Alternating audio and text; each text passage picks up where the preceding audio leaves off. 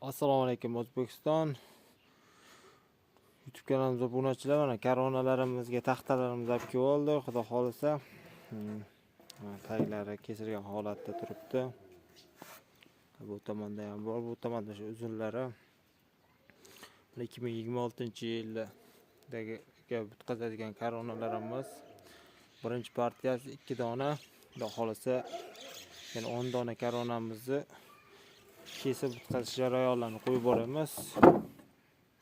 Taxtalarimiz butoqli bo'lib qolgan, e'tibor bermaymiz. Xudo xolisa gullada yo'qolib ketadi. Chiqazib harakat qilamiz.